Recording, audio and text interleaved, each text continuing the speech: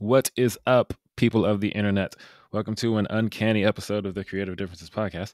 My name is Dallas, and I might be the last person on Earth who thinks New Mutants is still happening. You are.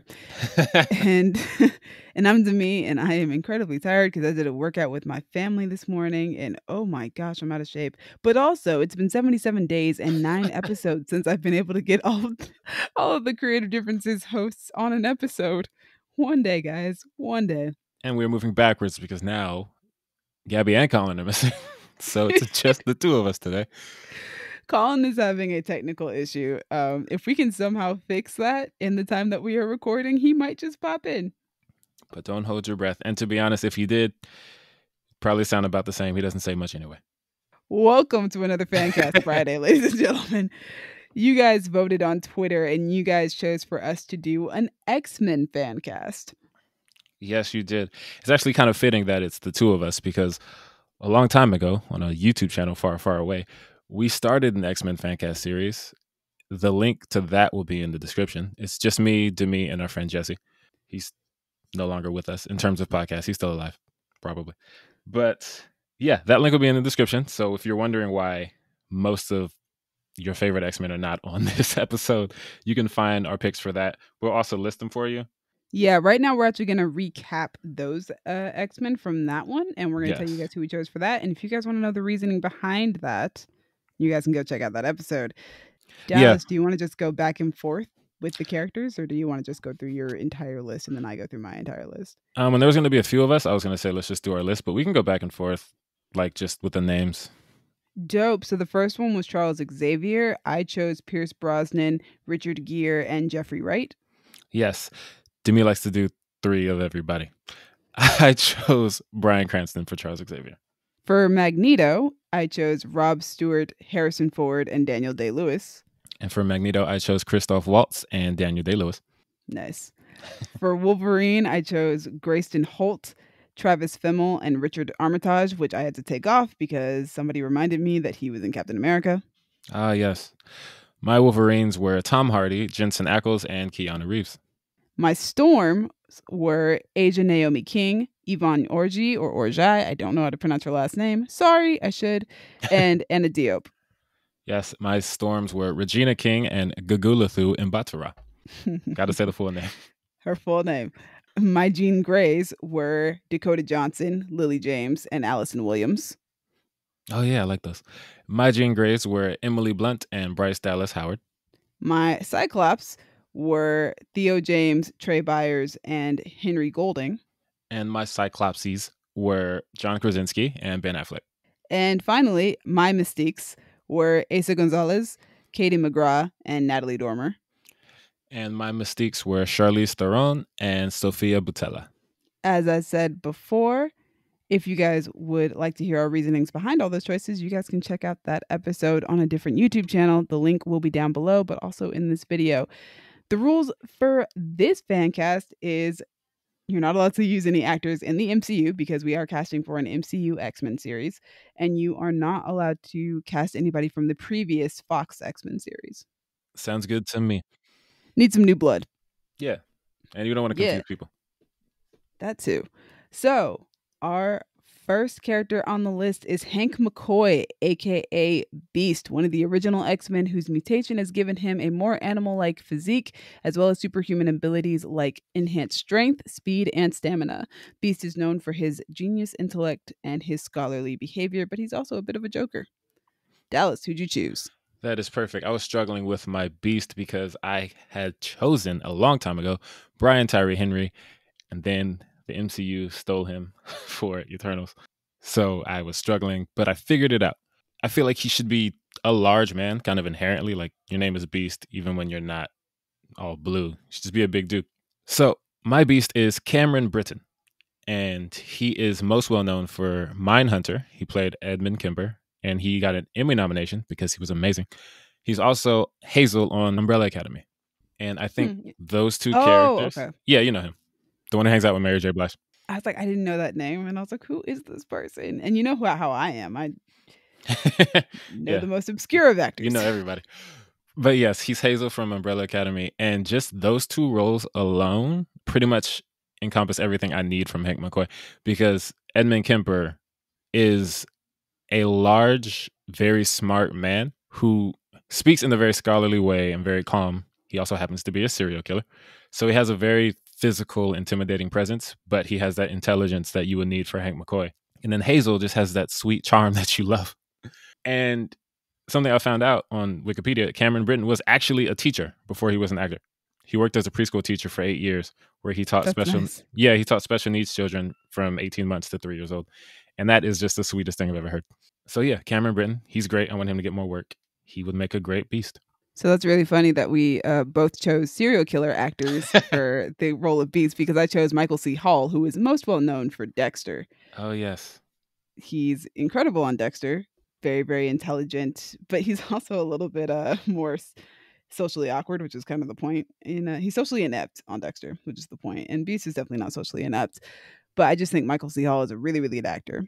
I felt like he could have the physique and also kind of like the facial, like, I don't know, something about, like, he doesn't look like a beast, but something about his facial structure and like his when he has a beard and everything, like he kind of just fits. It kind of just works. Yeah. I also wanted to go for somebody who was a little bit older than everybody else on my list. You know, he's one of the original 5 X-Men, so I wanted him to be older so that he is one of the original X-Men. That makes sense. Felt like that would work. So yeah, Michael C. Hall. Really like him. He was really great on Dexter. Yeah, we're going to move on to our next character, Rogue. Rogue is a villain turned X-Men whose abilities allow her to absorb memories and other mutant abilities through physical contact. Easily identified by her white streak of hair, Rogue has toughened up and can be a bit cynical after a lifetime of bad experiences, but she's a very capable leader. Dallas, who you got for Rogue? I am so glad that you said all that, because that's perfect. So my Rogue is Kate Siegel. She is known for Haunting of Hill House, and I think it's called Hush. There's a movie on Netflix about a deaf woman during a home invasion. I haven't seen the movie, but I heard it's really good. And she's a great actress. But the reason I'm picking her for Rogue specifically is because on Haunting of Hill House, she has this ability. Basically, if she touches people, she gets their memories and feelings.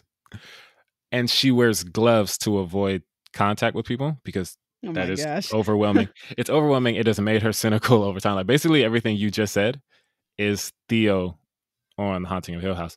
And I didn't actually make the connection until I was on Letterboxd one day and I have a friend, I want to say it was my friend Jennifer. So shout out to Jennifer if you're listening. On Letterboxd, she said episode 3 is the best any X-Men fan's gonna get for a live action Rogue story. Oh no. Because it's called Touch, and it's all about her ability growing up with it and trying to deal with it, wearing gloves everywhere. I was just like, this is an episode about Rogue, but in a horror TV show. So Kate Siegel has basically already played Rogue in another universe, and she was great.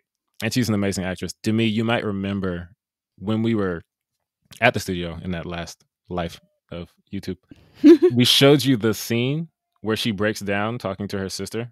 Yeah, I think I remember that. Yes, that's Kate Siegel, and she's an amazing actress. Yeah. And she could definitely bring that realness to Rogue, because being in that situation, like having that power, would absolutely suck for your everyday life. Overwhelming. Yeah, and she could actually bring the realness to that. And it's not like she has any control over it either. So. Exactly. But yeah. You can't really learn to control that. You just got to stop touching people. Yeah, you just got to wear those gloves. But yeah, everybody watch Haunting of Hill House if you can handle it. Watch episode 3, and boom, that's Rogue. Dope.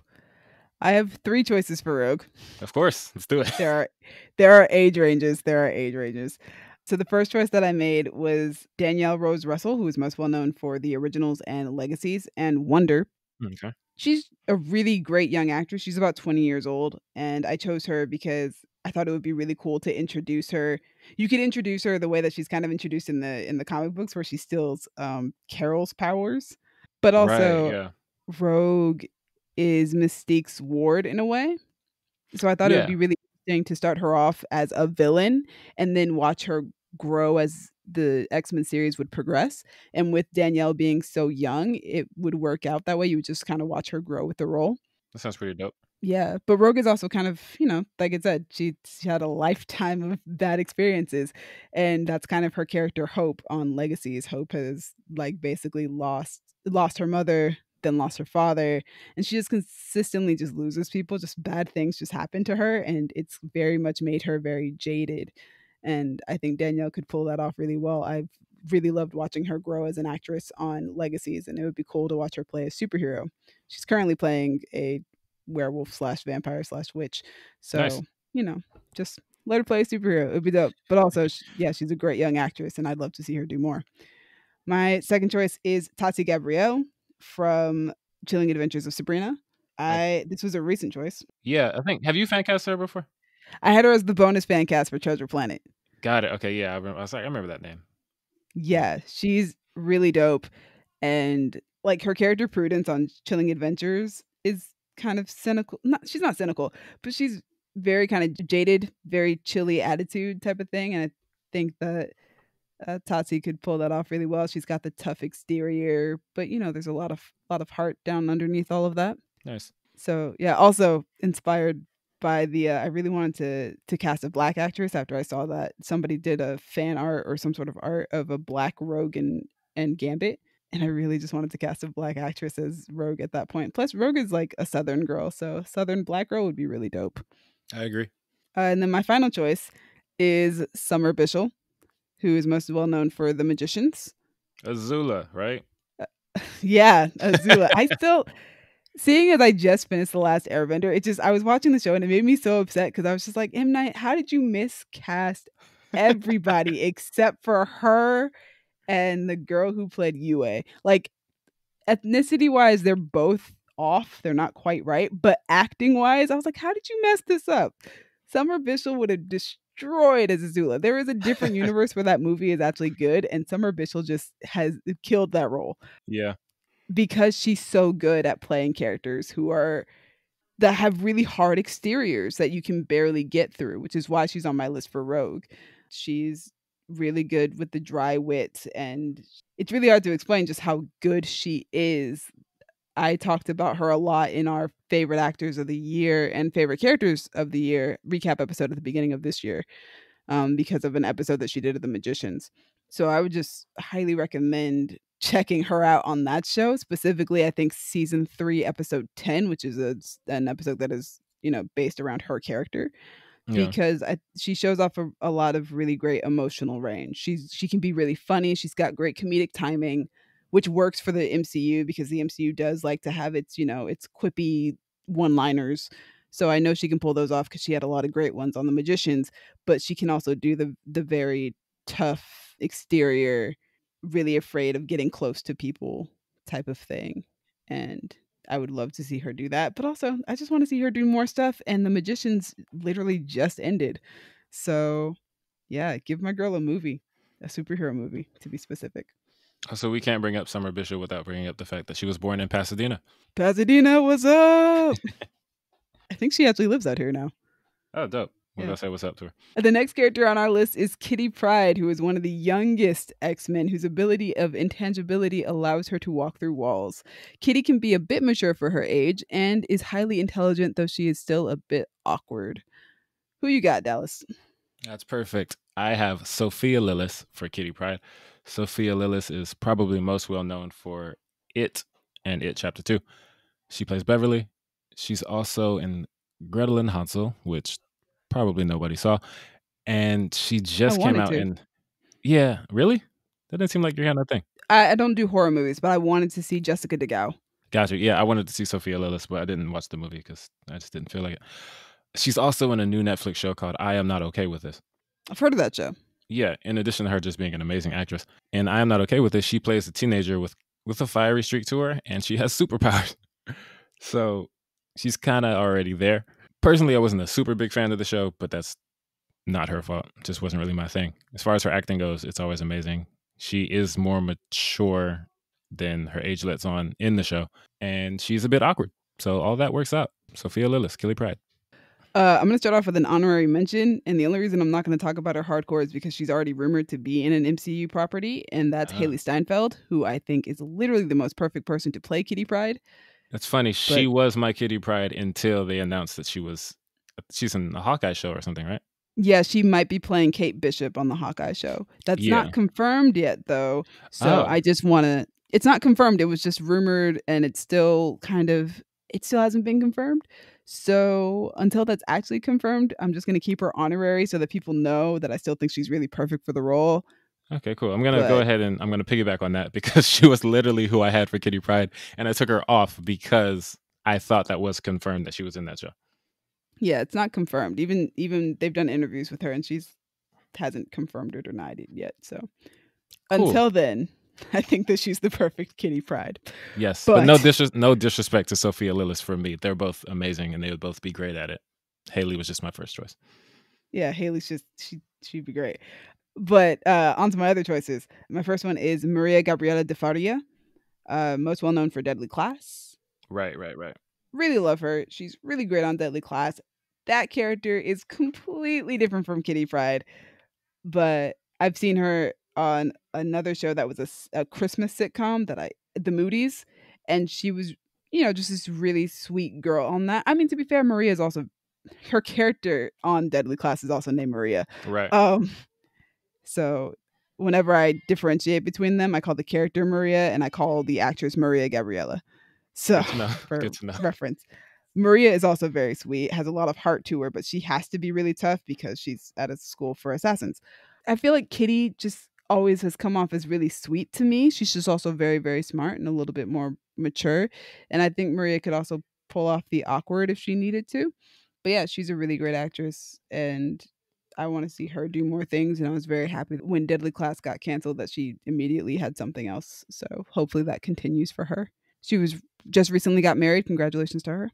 Nice. Congrats. And my other choice on my list is Naomi Scott. Of course it is. I love Naomi Scott. Naomi Scott is great. You guys probably know her from the most recent live action Aladdin. She also did the most recent Charlie's Angels, Power Rangers, and she was in the Disney Channel movie Lemonade Mouth. She's actually got quite a filmography, but she's really great at doing, I don't know, man. I feel like the range of roles that she's done, just in the ones that I mentioned, tells you enough about how good she is. Because in Charlie's Angels, she's the really brainy angel. Right.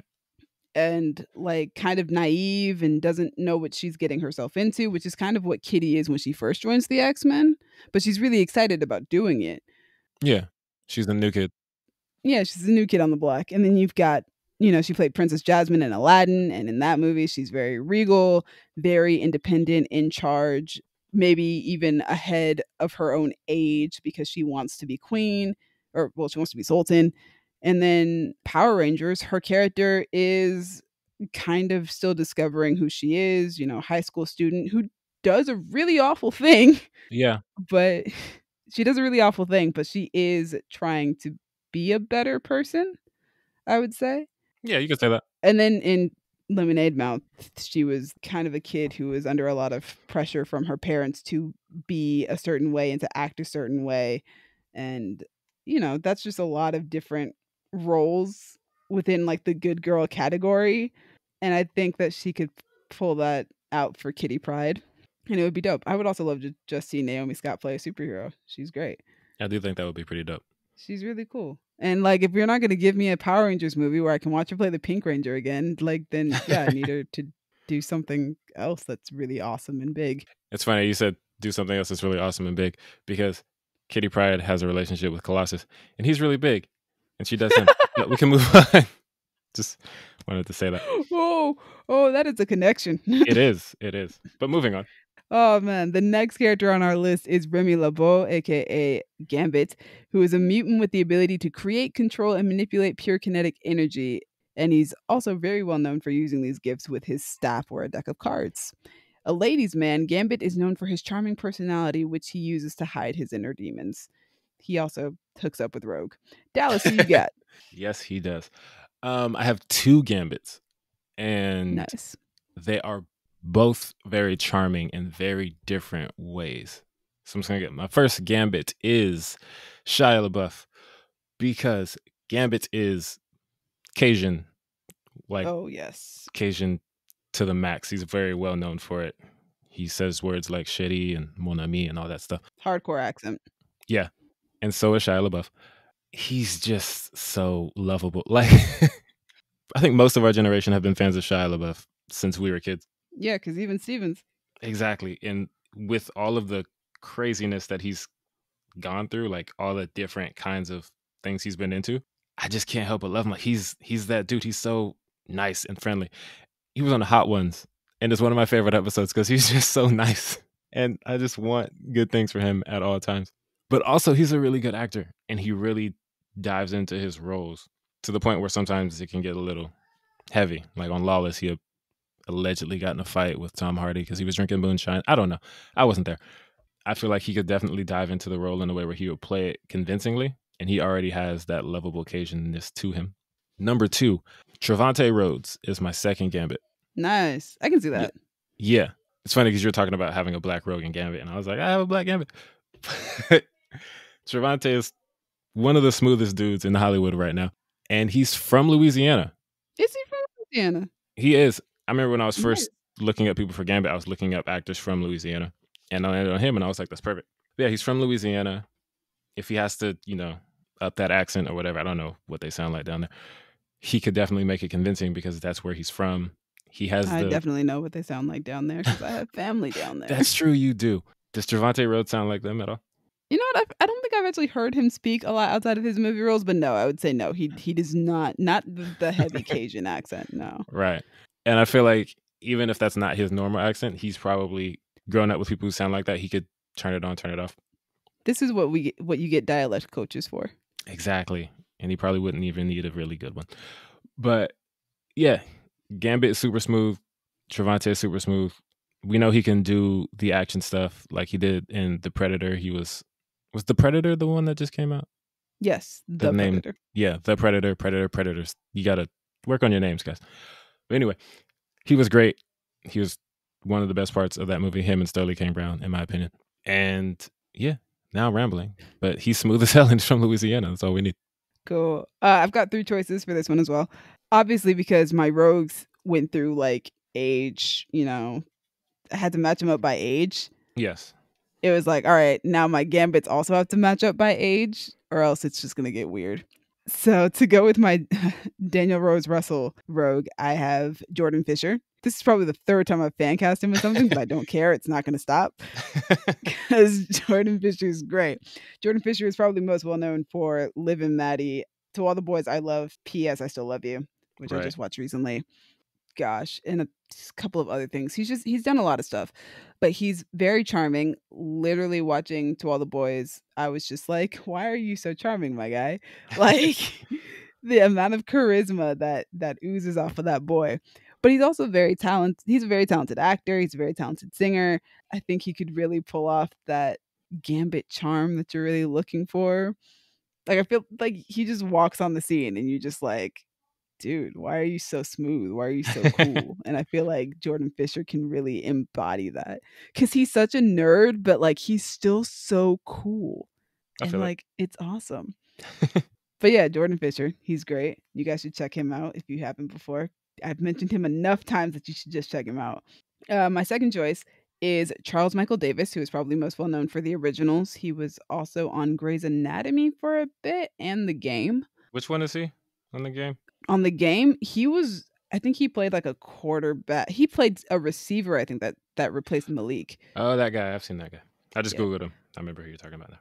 Yes. He is amazing on the originals, but also probably one of the most charming actors I've ever seen on screen. He looks like a smooth dude from all these pictures. Yeah, like you just see him and he looks smooth. And then if you hear him speak, oh my gosh, he is one of the smoothest, nicest voices I've ever heard in my life. So yeah, I could definitely see him playing Gambit. Just him speaking would be enough. But also I think he does Muay Thai. So nice. he's already into martial arts and stuff like that. So he can do the physical stuff that you would want in an action movie. And especially since Gambit uses a staff and, he uses the cards too. I'm sure you could find a really cool way to use that as well. But yeah, Charles is a very good actor, very, very charming. And it's very obvious when he comes on the screen. Like he just draws your attention when he's on screen. And then my final choice, Dallas will enjoy having this conversation with me, is Rafael Casal. Yes. I think I cast him I fan cast him shortly after Blind Spotting came out in 2018. I was just like, yo, this guy is just so cool. Like, even in Blind Spotting, even though he's got like anger issues, he's just a really cool dude. He comes off as really cool. Like, I think you guys get the picture. This guy should be super charming. You should want to hang out with this guy when you see him. But he should also be able to like be so charming that he draws your attention away from like any sort of, bad stuff that might be happening behind you. Sure. He's distracting. And I think Rafael Casal could really pull that off. But also, I was going through his Instagram one day, and he has an old photo of him in like a hoodie or whatever. It's like one of those jacket hoodies, and his hair was really long, and he captioned it Gambit, and I had to just use him for the role. I was like, "Yo, it's perfect." Rafael Casal would definitely be a good Gambit. I gotta go find that picture later. I think I found it, and I'm using it for the graphic. Perfect. Rafael Casal is really cool. He's really dope. He can make a song for the soundtrack. I think actually all the guys on my list can make a song for the soundtrack. and it would be super dope. So yeah, Rafael Casal is my final choice for Gambit. Now I have to, like, the next X-Men movie has to have Rafael Casal, and he has to do a song for the soundtrack. Like, the credit song has to be Rafael Casal and Jordan Fisher. Oh my gosh, that would be so dope. We got to put that on Twitter. Just yeah. Guys, do it. Yeah, so our next character on the list is Emma Frost, aka the White Queen. She's a member of the Hellfire Club and sometimes an X-Men who is a powerful telepath. Her telepathy allows her to read minds, communicate telepathically, astral project, shoot painful mind blasts, erase memories, or heal mental trauma, and a number of other things. Emma has an icy personality, known for being cunning and confident with a desire to be in control. She also dates Scott Summers for a while, so, Yes, she does. Scott really likes his powerful women. Dallas, who you got? Yes, I have two choices for Emma Frost, and I will get into why in a second. First, Charlize Theron. And I know I already picked her for Mystique, but the good thing about having two Mystiques is if they use Sophia Boutella, they can use Charlize for Emma Frost. Nice. Because I don't know if there's any actress right now who has more Emma Frost energy than Charlize Theron. Honestly, for those listening at home, just do this. Go on Google Images and type in Charlize Theron Snow White and just look at those pictures. That is the White Queen. Also, she sometimes goes by the Black Queen when she changes her costume. I wouldn't call her that because she's very white.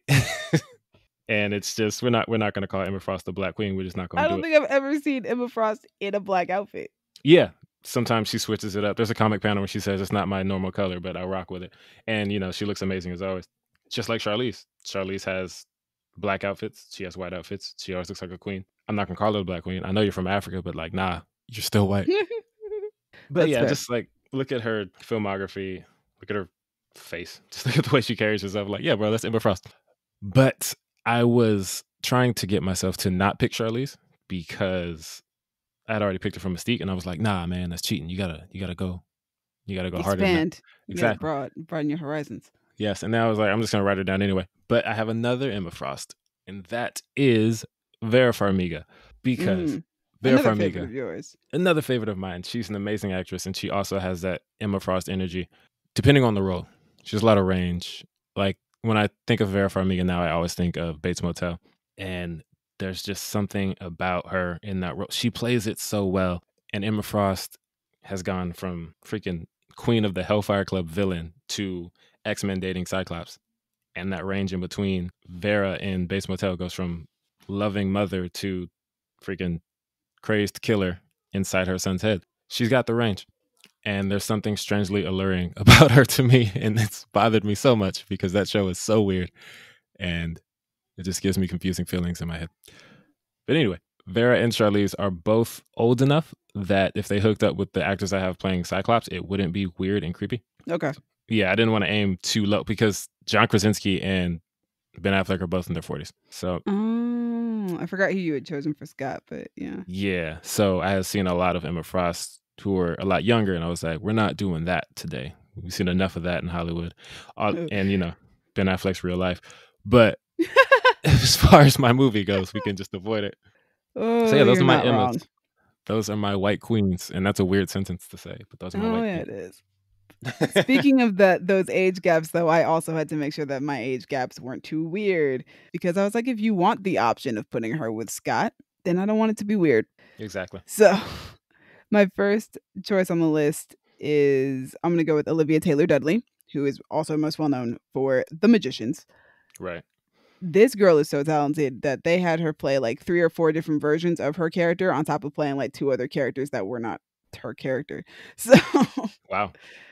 yeah, I would go through the seasons and every season she would do something new and I would just be astonished. And then like one season they were like, we're going to have you play somebody who is a completely different character, and not even like completely different character and we're going to make you up and like put you in prosthetics or anything. Like, no, it's just you and some glasses and we made you look older and you're, insane.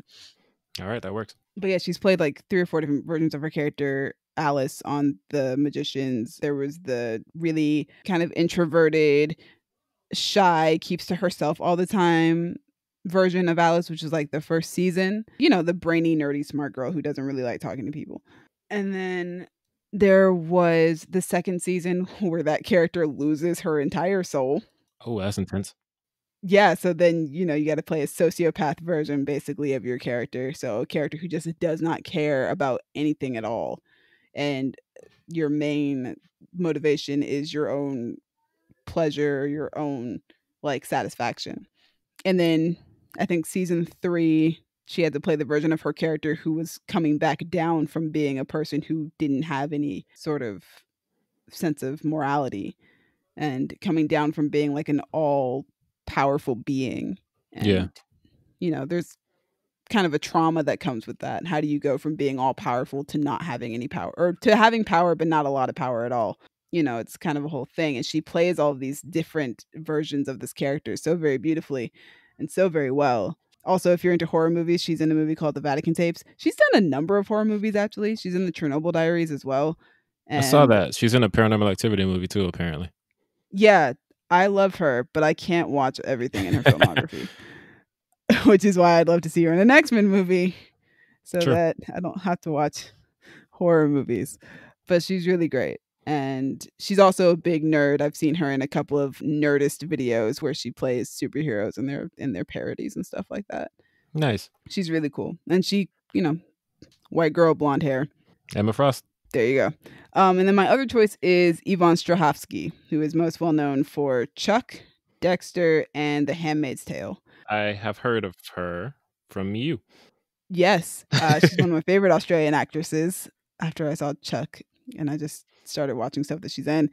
I finally got around to watching The Handmaid's Tale about a year ago to see her in it because I think she's gotten a couple of Emmy nominations from that show. Nice. And her character on that show is awful. Her character is a terrible, terrible person on that show.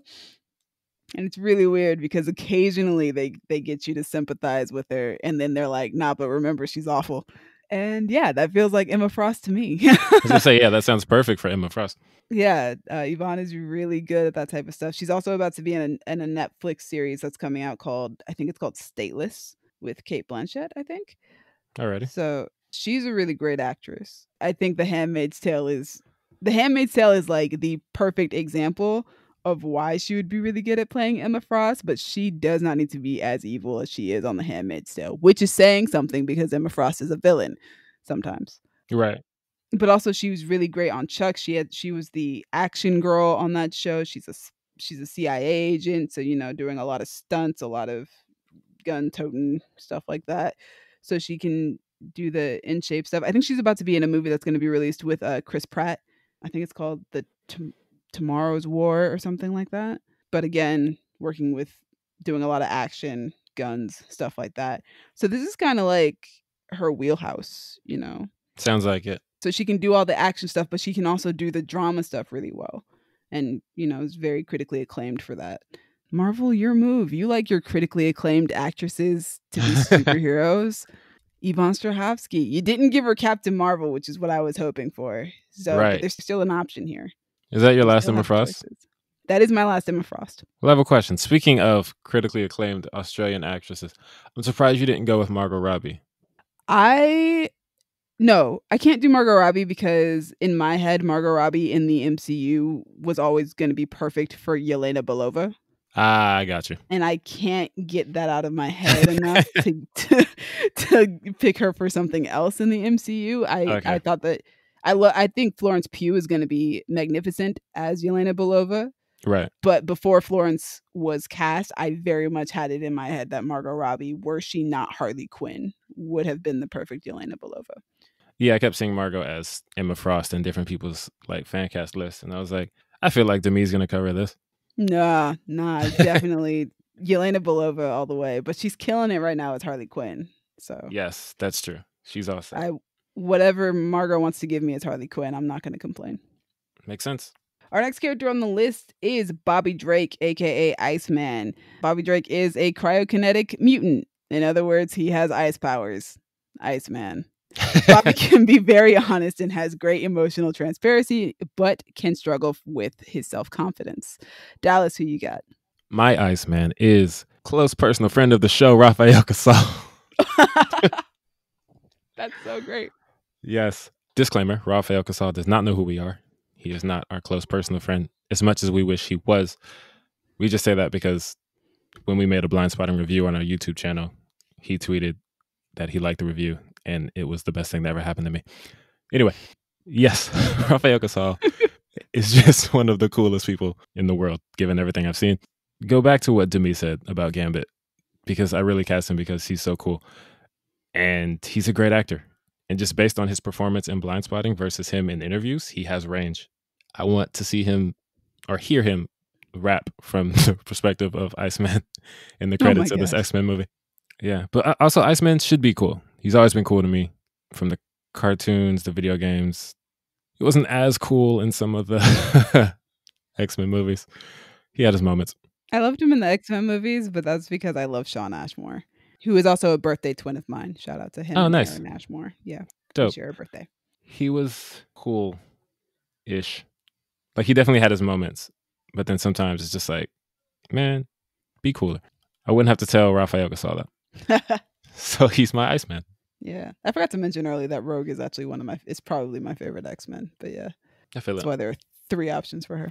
That makes sense. I have 1 option for Iceman. I just cut it down. I originally had 3 and then I cut it down. And my choice is Elliot Knight, who is most well known for probably Once Upon a Time. He did a show called Sinbad where he played Sinbad. Alrighty. Makes sense. Yeah, just he's been more of a supporting role in a lot of things that he's done. I think he just did a movie with Nicolas Cage. Yeah, he's just a really good actor. I really I've enjoyed him since the moment I saw him on Once Upon a Time, where he played Merlin, and he was just so captivating and so interesting. Also, I really enjoyed him when he did his guest appearance on Titans as the original Dove. Oh, that was him. Okay. Yes. I have seen him before. He was really good when he did that role, acting alongside Alan Ritchson. And I think that he would do a really good job with Bobby Drake. I think he has the emotional sincerity to be Iceman. Also, I think in some comics, Iceman is gay. That is correct. Don't know how recent that is, but I do know that Elliot Knight is also part of the LGBTQ community if they decided to go that route with Bobby Drake. Yes, Iceman, I don't know if I'd say recently at this point, but relative to him being a character for the last 50 years, I could say it's recent in his run. Yeah. So if that's the route that Marvel Studios wanted to go with the character, he is part of the LGBTQ plus community, but also even if it's not, I've seen him play straight in just about every role that I've ever seen him in. So yes, and I haven't seen the movie yet, but Rafael Casal was just in the movie where he does play a gay man. Really? I have no idea if Rafael Casal is straight or not, but I'm sure he could do either one convincingly. Yeah, the movie's called Bad Education. It's on HBO. I still have yet to watch it, but I want to. I've heard great things. Nice. Yeah. All right, that's all we got to say about Bobby Drake. Yes, it is.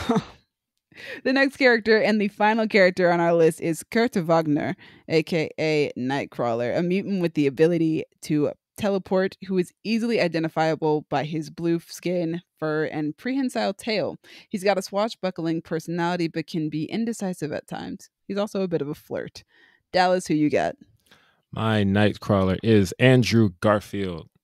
Ooh, nice. Yes. He kind of has the right build. Nightcrawler's like, more of a slender acrobat type.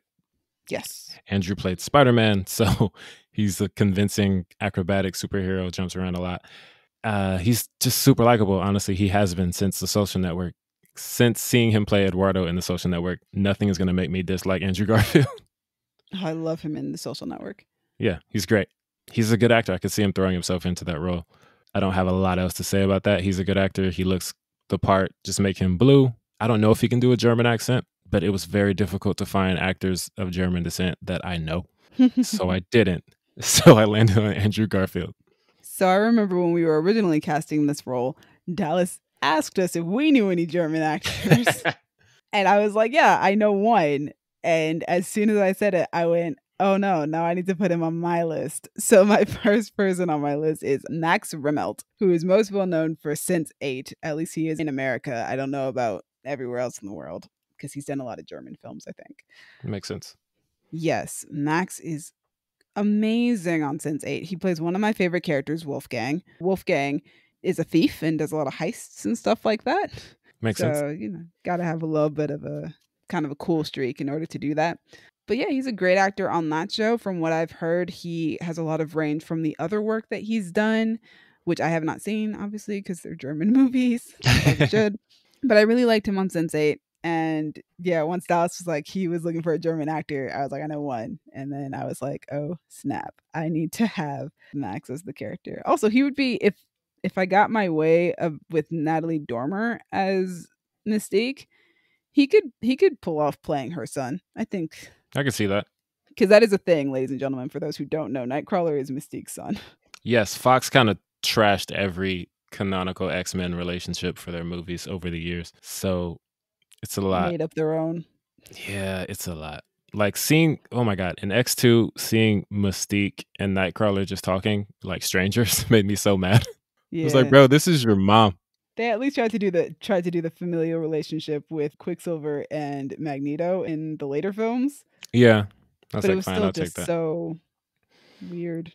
But then also Mystique and Rogue, like that's basically your adopted daughter, and all you've done in these movies is torture her and kill her. Yeah, like what the hell, bro? You're the reason she has a white streak in her hair. Yeah, freaking Bryan Singer got to fight me. All right, and then my second choice and final choice is Hale Appleman, also well known for The Magicians. This was my Fancast of just picking people from The Magicians. Apparently. Yes, Hale Appleman is so fantastic on The Magicians as Elliot. Just this really cool, like you want to hang out with him. He's kind of a douchebag sometimes, but like you really want to hang out with him.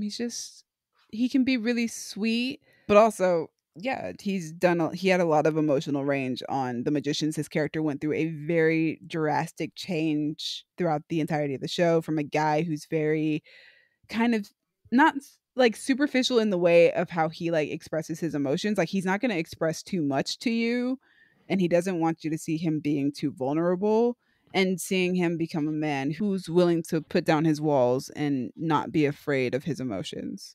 Right. So I think he would be a really good Nightcrawler. Also, there are some fans out there who call the version of Nightcrawler with the beard like Daddy or something like that. Oh, Daddy God. Nightcrawler. It's weird. I don't know. But there is a version of Nightcrawler where he has like this beard, this facial hair, and like I think Hale Appleman would rock the mess out of that beard. Because he looks good with a beard. And I'm just like, yeah, he would look so cool as this character. And he's also got like the like you were talking about earlier with Andrew, the very slender physique. Yeah. He's very tall, which kind of adds to that. So Makes I think sense. he would really pull it off. Important question. Yes. Would you have him in the credits listed as Daddy Nightcrawler? No, absolutely not. Got it. I had to say it though for the fans out there who do call him that. Good to get some representation for everybody. For everybody. We try our best out here. We do try our best. We do what we can. Sometimes it's not good enough, but we do try. Yes. Oh, my director and my writer. Yes. My director and writer for this movie would be Matthew Vaughn. because interesting. yes, he wrote and directed my favorite X-Men movie that isn't Deadpool focused, X-Men First Class. You're right. That's literally, I think that's my favorite X-Men movie. And if you don't count Logan, the best X-Men movie. Yeah, Logan is a journey. You know what? As an ensemble X-Men film, X-Men First Class, in my opinion, is the best X-Men film. I can see that. It's Logan is not my an favorite ensemble film. It is not. It's a solo journey of tears. Yeah, Matthew Vaughn, he don't miss. Kick-Ass, X-Men First Class, Kingsman 1 and 2, Stardust. It's a more like a less well-known of his. But yeah, dude he's just great. And he's really good. He's already proven he can write and direct an X-Men movie. I was very sad that they did not continue his path for the X-Men series after he did First Class. Yeah. I also have some beef with him because why the hell is Havoc Scott's older brother? Oh, yeah. Why is Mystique Charles's stepsister? It's a whole, like, I could do a whole podcast episode about ways the X-Men movies make me mad. I mean, what about the character, Darwin? What's his name? Yes, Darwin. Oh, that freaking Matthew Vaughn would have to fight me if he didn't make such great movies all the time. But, after all those little elements, you know what? If he's allowed to write them based on comics. Exactly. Like, if we can just give you the characters to use and their comic, like, backstories, you just stick to that, write your movie, direct it how you want. Boom. I love it. But he's also not the only screenwriter on that movie. So that's true. There's a few of them. So I'm just going to say the other ones have to fight me. I'm just kidding. But Bryan Singer does have to fight me. I'm not kidding about him. He has a lot of reasons to fight a lot of people. Oh, yeah. There's a line. There's a line. And you're definitely not the first person in it. But yeah, I think that's a great choice. Thank you. Thank you guys for joining us today. Yes, thank you, audience. Thank you for listening to all of our picks. Hopefully we can get other people to join us next time. Yes, we will see. Let us know who you would want to see in the MCU's X-Men. Let us know what you think of our picks. Make sure you guys check out our Twitter page as well as our Instagram and Facebook pages because we will be posting up all these choices so that you guys can give us your opinions on which one you guys should play the role. Very true. And if you are still disappointed that we didn't talk about the main X-Men very in depth, like we said, there's a link in our description. You can go check out our reasons for Wolverine and Charles and all that fun stuff. And if you guys have any other X-Men that you guys would like us to fan cast, let us know so that we can put it on our list. True, because this is set 2 of 4 planned sets right now. We have quite a few. Just let us know if we're missing anyone. We'll throw them in there if they're not there already. But as always, thank you to Crown Digital, Brandon, and Io for putting us on Spotify and Apple Podcasts. Thank you to me for editing and trying so hard to get Colin here, even though it didn't work out. We spent like 40 minutes trying to get Colin on here, guys. Yes, it took a while. If you would like to talk to us on the medias and let us know why you love or hate our picks for this, you can find us on Twitter at y'all_different. Find us on Tumblr and Instagram at Creative Differences Podcast. And you can find us on Facebook by just searching Creative Differences. Now, me personally, you can find on Twitter and Instagram at A King Named Simba. And you guys can find me on Instagram and Twitter at Dreamy Films. Dreamy is spelled DREEMI. And if you would like to yell at Colin and Gabby for not being here, you can find Gabby on Twitter at Professor XXX. And you can find and you can find Colin on Twitter at Daddy Nightcrawler. Yes. I was wondering. I was like, is he going to go for it? And you did. I'm so glad you brought that up because I did not have that. Oh, man. Anyway, it's been different, guys. Thanks for joining us. Bye.